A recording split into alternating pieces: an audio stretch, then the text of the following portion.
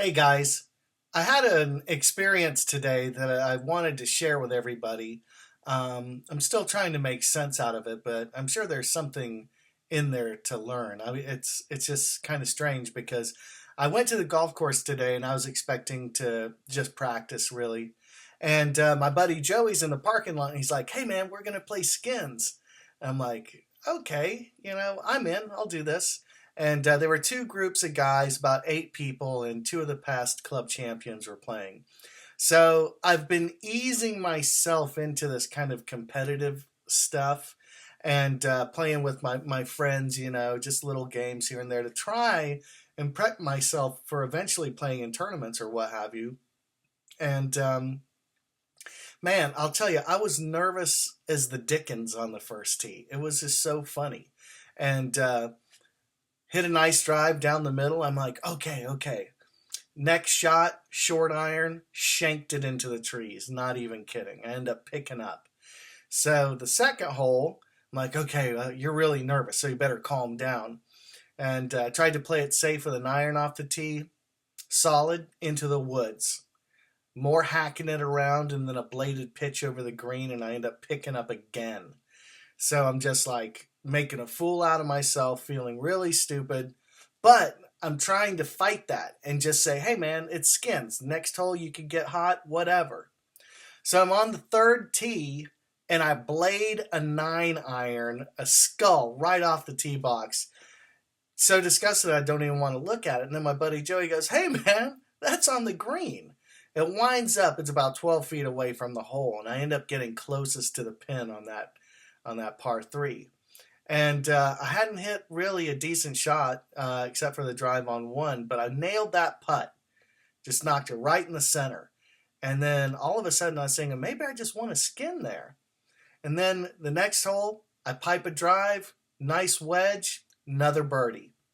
And then the next hole, par three, closest to the pin in my group.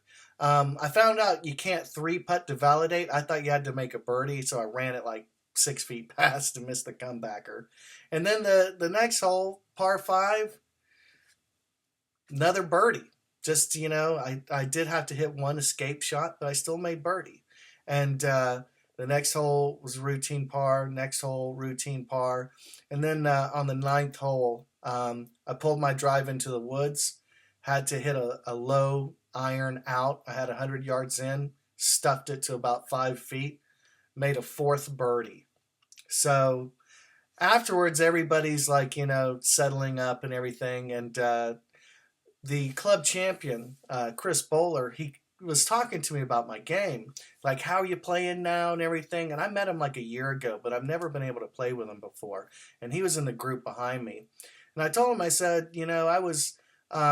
I played really well. I made 4 birdies on the last 7 holes, but I picked up on my first 2 holes, because he had asked me what I shot. And he told me, he said, look, man, you can't be picking up on holes. I know that it's frustrating and it skins, but I can't tell you how many times my best rounds started off with like a double bogey or something that really took the wind out of my sails. It's 18 holes, and you got to be in it the whole way. You can't just pick the holes that you're playing well. You got to really, grind it out. And I admitted to him, I need to grind a little bit better. I find myself, when things go off the tracks, it's not abnormal. I could shoot a 45 and just be like, it's not my day. But what I need to do is not let that stuff happen and just kind of keep trying to gut it out. And today was a real lesson. It shows me that I have the potential. Like I can get going. I can start making some birdies and do some cool stuff. But I need to minimize those mistakes. But I really think that the mental side of the game is where I really need a lot of work. So that's just an update on where my game is right now. It's kind of all over the place, but I feel like I'm really close to some serious breakthroughs because, I'm right there, man. I'm giving myself a lot of opportunities for birdies, and lately they've been falling.